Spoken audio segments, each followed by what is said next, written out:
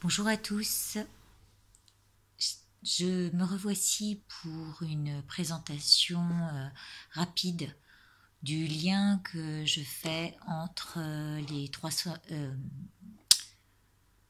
trois phases de la Lune. Cette Lune est la troisième étape, une troisième fois où je me présente ici. Je fais très vite pour faire le lien entre les trois parcs que voici et les 77. En fait, les trois parcs sont issus de la mythologie grecque. Par euphémisme, parco veut dire épargner.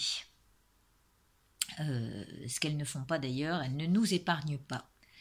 Parce qu'elles sont en fait les filandières du destin. Chez les Romains, on les appelle les moires. Elles sont donc les fileuses du temps,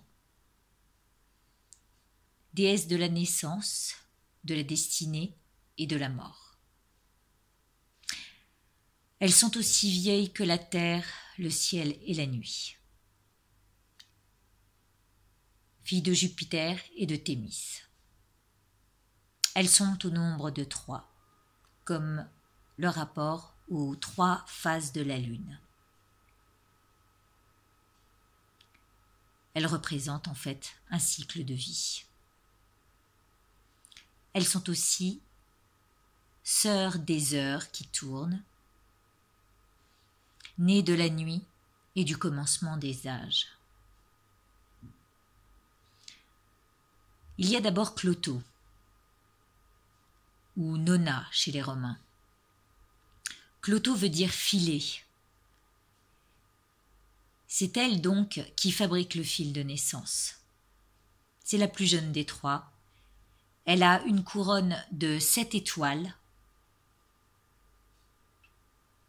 au-dessus de la tête et une quenouille qui, en fait,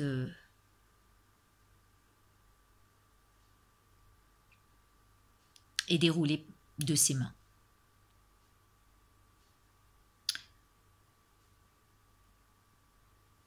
Donc, ensuite, il y a l'aschésis, Décima chez les Romains. Elle est chargée de dérouler le fil et de le tendre. En fait, elle est chargée du sort de chacun, ce pourquoi on dit qu'elle tirait le sort de chacun. Il y a après Atropos, la plus vieille des 3. On l'appelle aussi l'inflexible. Morta. Elle est impitoyable. Elle tranche le fil de la vie. En fait, elles incarnent la loi que même les dieux ne peuvent transgresser.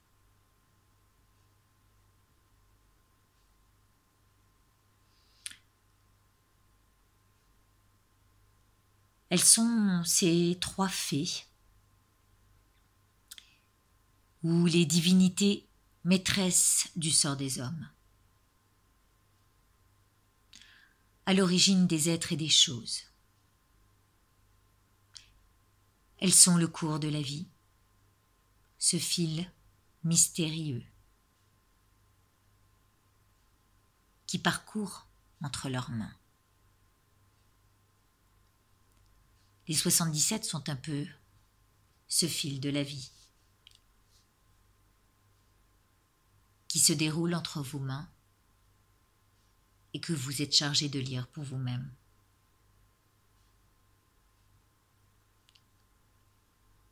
Alors voilà, je pense qu'il était utile que je vous fasse